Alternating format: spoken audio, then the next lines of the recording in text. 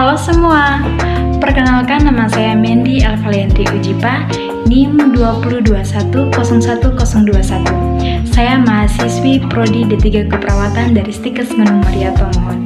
Pada video saya kali ini, saya akan membahas tentang interpretasi analisis gas darah. Analisis gas darah adalah suatu tes laboratorium untuk mengukur tingkat keasaman pH, oksigen, dan karbon dioksida di dalam darah. Nah, pada pemeriksaan ini, darah yang diambil haruslah darah yang berasal dari pembuluh darah arteri. Nah, tujuan dari pemeriksaan ini adalah untuk mengetahui apakah ada suatu gangguan pada pertukaran gas di dalam paru-paru. Nah, jadi bagaimana? Penasaran kan bagaimana cara menginterpretasikan analisis gas darah?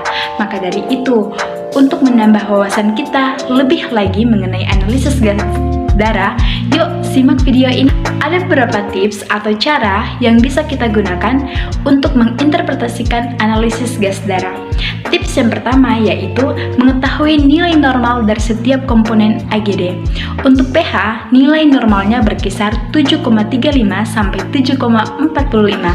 Sedangkan PaCO2, nilai normalnya agar lebih mudah kita ingat diambil dari dua angka di belakang koma nilai normal dari pH, yaitu 35 sampai 45. Sedangkan nilai normal dari HCO3 yaitu 22 sampai 26. Setelah kita mengetahui nilai normal dari setiap komponen AGD tersebut, selanjutnya kita menentukan posisi dari komponen-komponen itu. Untuk pH, apabila nilainya berkisar dari 7,35 sampai 7,45, maka dia termasuk dalam nilai golongan netral. Jika nilainya 7,45 ke atas, maka dia masuk dalam nilai golongan alkalosis. Apabila nilainya 7,35 ke bawah, maka dia masuk dalam nilai golongan asidosis. Nah, untuk PaCO2 itu kebalikan dari pH. Apabila nilainya semakin mengecil, maka dia masuk pada golongan alkalosis.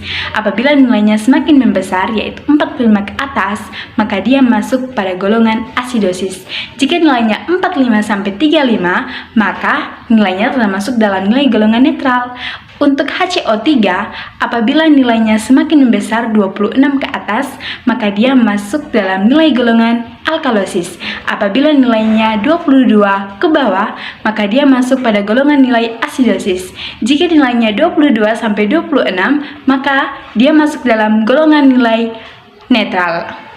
Nah, setelah kita mengetahui nilai normal dan juga menentukan posisi setiap komponen-komponen AGD, kita tentukan kondisi dari komponen-komponen tersebut.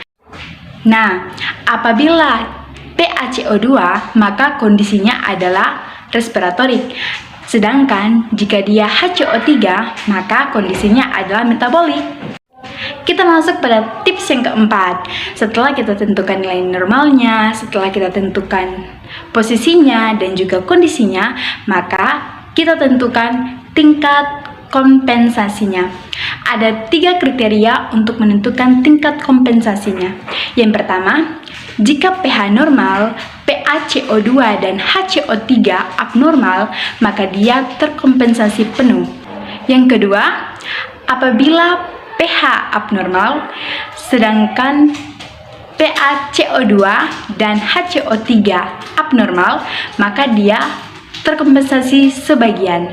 Dan yang ketiga, apabila pH abnormal dan salah satu dari PaCO2 abnormal atau HCO3 abnormal, maka dia tidak terkompensasi. Semoga video saya ini bermanfaat bagi kita semua, baik bagi tenaga kesehatan, mahasiswa kesehatan, maupun masyarakat biasa. Demikian dari saya, sekian dan terima kasih.